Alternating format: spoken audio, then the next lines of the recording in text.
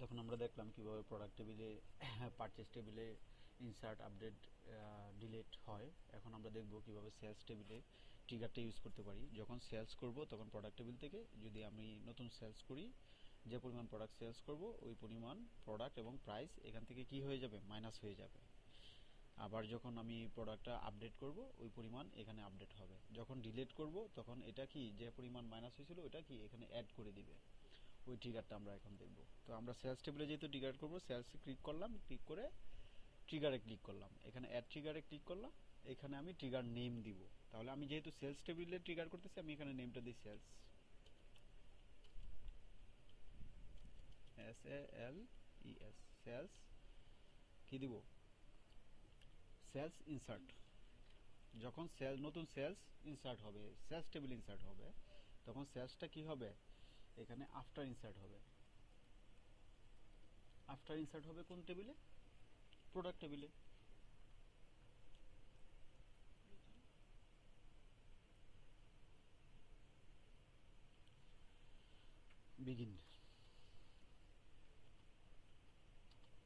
Begin update করবে কোন টেবিলটাকে আপডেট করবে, প্রোডাক্ট টেবিলটাকে আপডেট করবে। সেট কোন কোন ফিল্ড করবে, quantity and price. Quantity equal to quantity. এখানে কি করবে দেখেন, প্রোডাক্ট টেবিলে যখন আমি সেলস টেবিলে যখন আমি ইনসার্ট করব তখন প্রোডাক্ট টেবিলে এটা বাড়বে না কমবে, যখন সেলস করে দিব তখন আমার কি টোটাল প্রোডাক্ট থেকে কমবে। তার মানে এখানে কি হবে, মাইনাস হবে। মাইনাস মাইনাস কি হবে, নিউ ডট কোয়ান্টিটি। তো এটা হলো কোয়ান্টিটির জন্য। আর একটা ফিল্ড কি করব, প্রাইস।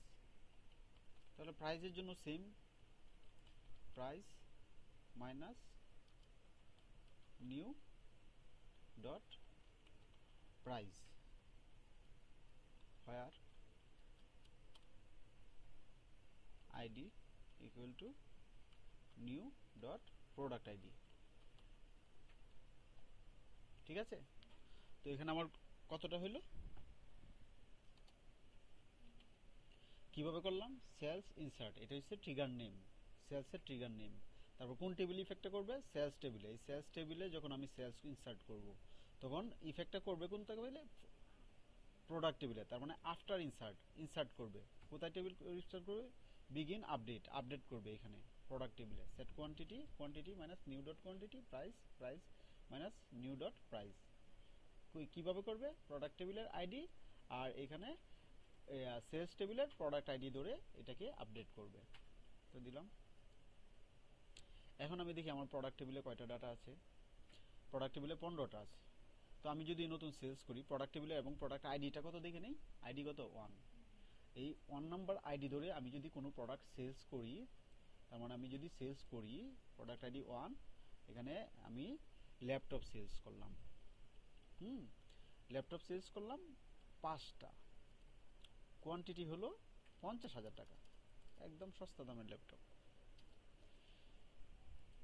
আপডেট করলাম,